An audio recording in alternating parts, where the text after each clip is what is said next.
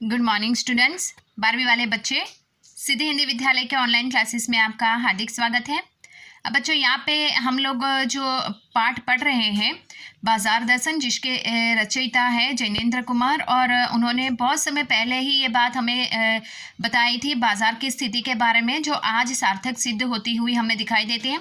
बच्चों, आगे वाले जो वीडियो में हमने देखा, तो आगे वाले वीडियो में हमने स्थिति देखी कि जो चूरण वाले भगत है, ये चूरण वाले भगत किस प्रकार से लेखक को बाजार में मिलते हैं, और बाजार में मिलने के साथ साथ यहाँ पे दोनों के बीच में बातचीत होती है।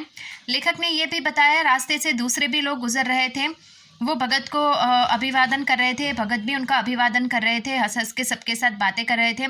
ऐसा नहीं था कि मतलब बाजार की चकाचौंध से ही वो मतलब इतने चकित हो गए। लेकिन आश्चर्य वाली बात लेखक ने ये देखी कि बाजार का कोई भी प्रभाव भगत के ऊपर नहीं पड़ा।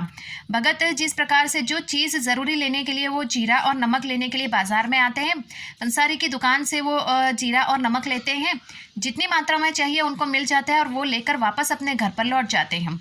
बाजार में फैंसी और मॉडर्न चीज़ें हैं, उसकी दुकानें हैं, लेकिन फिर भी हमारी तरह वो नहीं सोचते हैं कि चलो हम उस दुकान में जाते हैं, देखने में पैसे नहीं लगते हैं, खरीदने हो कि ना हो ये 2 नंबर की बात, लेकिन देखने में क्या जाता है, हम ऐसा सोच के दुकान में चले जाते हैं। लेकिन यहाँ पे जो भगत है वो ऐसा भी नहीं करते।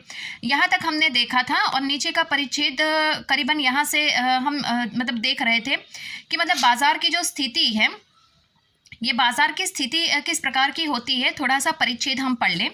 यहाँ मुझे ज्ञात होता है कि बाजार को सार्थकता भी वही मनुष्य देता है जो जानता है कि वह क्या चाहता है, और जो नहीं जानते हैं कि वह क्या चाहते हैं।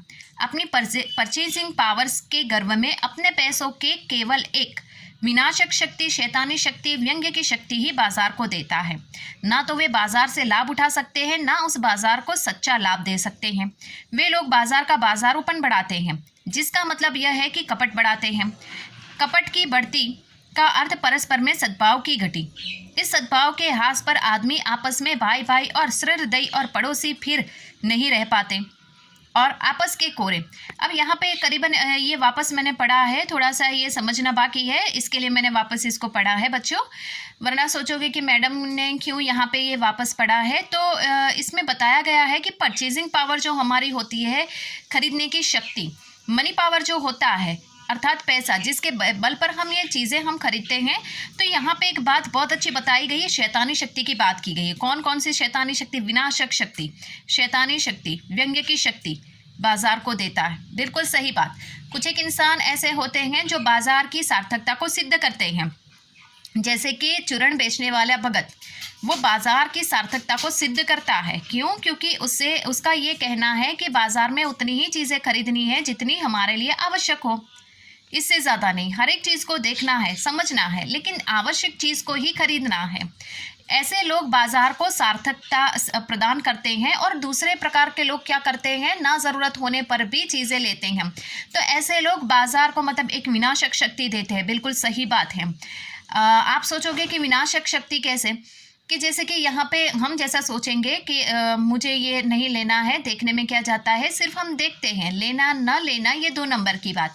फिर हम जाते हैं, वस्तु अच्छी लगती है, उठा कर लेकर आते हैं, ठीक है। ऐसा हम कहते हैं कि मैंने सोचा, ऐसा किया, मेरे एक के करने से क्या होगा। लेकिन बाजार में ज़रा सोचिए बच्चों, कितने सारे लोग जाते हैं और ये सब ऐसा ही सोचेंगे, तो ज़रा सोचो, एक विनाशक शक्ति पैदा होगी हमारे लिए, ना सही, लेकिन सामने वाले के लिए हम समझेंगे कि भाई हमारे लिए कैसे विनाशक शक्ति पैदा नहीं होती, हमारे लिए भी हो सकती है बच्चों, क्योंकि हम लोग सामने वाले को मतलब बढ़ावा दे रहे हैं।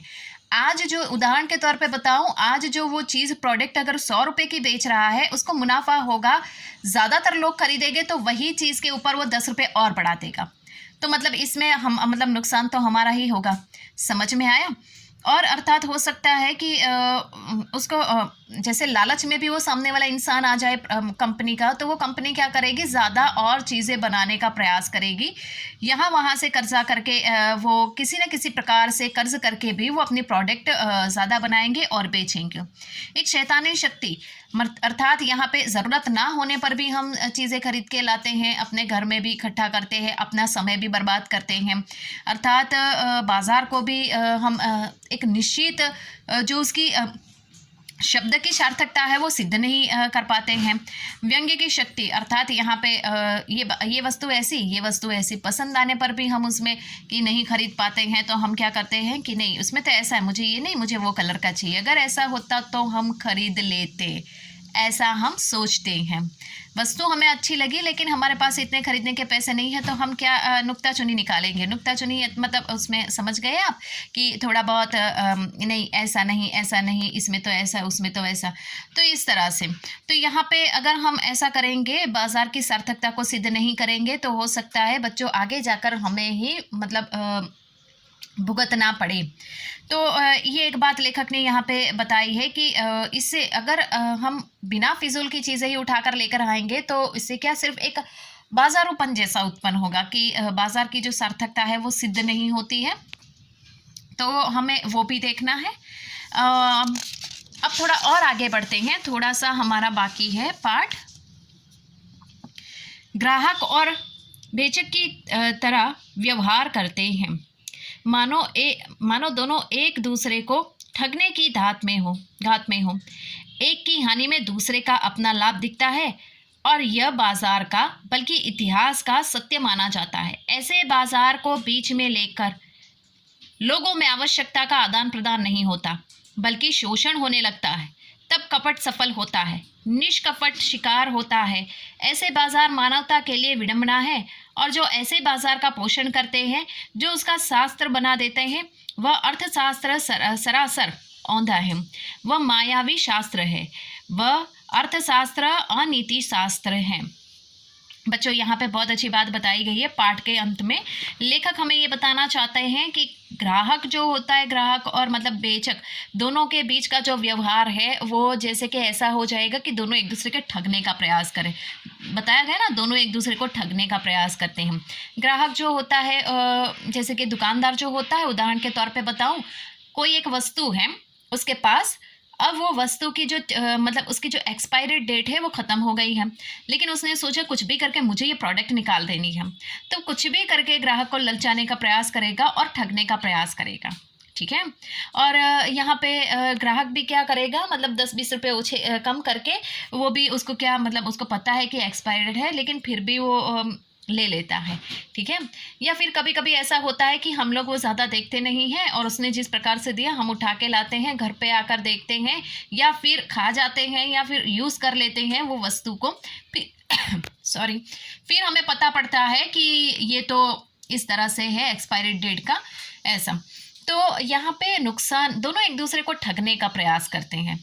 अब यहाँ पे बाजार की जो ये सार्थकता वो सिद्ध नहीं होगी, तो फिर ऐसा ही होगा, एक की हानि में दूसरे का अपना लाभ दिखता है। देखा, मैंने आपको बताया ना कि जैसे कि उदाहरण के तौर पे मैंने आपको बताया कि ज़्यादातर बहुत सारे ऐसे बाजार के तो इतने सारे उदाहरण हैं। जैसे दूसरा उदाहरण मैं आपको बताऊं, हम लोग क्या करते हैं कि हाँ इसके यहाँ चीज़ें अच्छी मिलती हैं, हम वहाँ जाते हैं, हम एक ही दुकान से चीज़ें खरीदते हैं, हम 2-3 दुकानों पे नहीं घूमते हैं।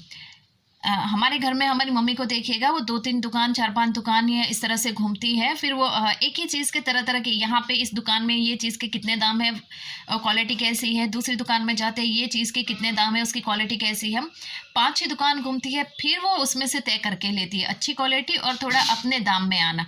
ठीक है। तो यहाँ पे क्या होता है कि जो बाजार अर्थात जो यहाँ पे बेचक यानी कि जो दुकानदार होता है, ये दुकानदार कभी कभी चीज़ें हमें महंगी देता है, फिर कहीं जाते हैं और दूसरी दुकान में फिर हमें पता पड़ता है अरे ये चीज़ तो मैंने वहाँ से इतने में ली, यहाँ पे तो इतने में मिलती है। तो फिर यहाँ पे क्या होता है, उसने अपना मुनाफा कर लिया और नुकसान किसका गया, हमारा। वो एक्सपायरी डेट वाली बात भी उसने क्या, उसको दुकानदार को पता है कि ये एक्सपायर्ड हो गई है उसकी डेट, लेकिन फिर भी वो हमें बेच देता है और हम बिना पढ़े ही उसको लेकर आ जाते हैं। तो फ़ायदा किसको हुआ, दुकानदार को, नुकसान किसका हुआ, हमारा। बाजार का बल्कि इतिहास का सत्य माना जाता है। ये जो बात है वो सदियों से मतलब इतिहास में ही ये बात, पहले से ही सदियों से ही ये बात चली आ रही है। ऐसे बाजार को बीच में लेकर लोगों में आवश्यकताओं का आदान प्रदान नहीं होता। अगर हम ऐसी स्थिति बाजार में रखेंगे तो आगे जाकर मतलब परेशानी होगी। बाजार की जो आवश्यकताएं हैं, बाजार की जो उसका सार्थकपन है वो कभी सिद्ध नहीं हो सकता। तो यहाँ पे एक बहुत बड़ी समस्या का रूप धारण कर लेगा और ऐसी स्थिति हो सकता है बच्चों की आर्थिक स्थिति में भी मतलब आर्थिक शास्त्र में भी उसका बहुत बड़ा प्रभाव पड़े, बाजार का पोषण करता है। मतलब ऐसी स्थिति जो है, कौन सी स्थिति मैंने आपको बताई ना, एक दूसरे को चुना लगाने वाली बात। तो अगर ये एक दूसरे को मतलब ये चुना लगाने वाली बात इस तरह से होगी तो इसका सीधा डायरेक्ट सीधा प्रभाव किसके ऊपर पड़ेगा? बाजार के ऊपर। और बाजार के ऊपर उसका प्रभाव पड़ेगा, जैसे कि एक दुकानदार ने हमें ठगा है तो हम क्या करेंगे? उसके पास नहीं जाएंगे, दूसरे के पास जाएंगे। ठीक है, ऐसा करते रहेंगे तो ये वस्तु तो ये कंपनी की तो इस तरह से होती है, इससे बढ़िया अच्छी प्रोडक्ट तो उस कंपनी की होती है, तो इससे क्या वो कंपनी को नुकसान होता है। तो इससे क्या धीरे धीरे आर्थिक स्थिति भी हो वो भी बिगड़ती चली जाती है। तो ये बाजार की आर्थिक स्थिति के ऊपर भी बहुत बड़ा गहरा प्रभाव पड़ेगा। तो ये जो सारी चीज़ें, जैसे कि अभी हम देख सकते हैं कि अभी साल का अंतिम महीना चल रहा है, तो साल के इस अंतिम समय में यहाँ पे बारिश होती, तो बारिश के होने से बहुत सारी फसलों को नुकसान हो गया है। अब ऐसी स्थिति में फसलों का नुकसान हो जाना, अब कभी भी मतलब आगे के समय में अगर जैसे गेहूँ, चावल ये सब, तो एक ही बात वो जो बेचने वाला है वो एक ही बात दुकानदार बताएगा और हमें ठगने का प्रयास करेगा कि इस साल के मतलब 2020 के एंड में तो बारिश हुई तो मतलब फसल बिगड़ गई। अब हम सच में देखने के लिए नहीं चाहते, लेकिन हम इतना पता है कि हाँ, नुकसान ज़रूर हुआ है। अब यहाँ पे ये क्या मतलब ऐसी स्थिति होती है तो ये आर्थिक स्थिति भी देश की बिगड़ती है, ये बाज़ार की भी आर्थिक स्थिति बिगड़ती है। तो ये बात यहाँ पे है। तो बच्चों, आज हमारा ये जो लेसन है ये यहाँ पे ख़त्म होता है। बाज़ार दर्शन में मैंने आपको बताया कि बाज़ार की स्थिति किस प्रकार की होती है। एक सीधी सरल भाषा में आपको बताऊं तो बाज़ार की स्थिति को संभालने के लिए हमें जितनी आवश्यकता होती है उतनी ही चीज़ें लानी है, उससे ज़्यादा नहीं।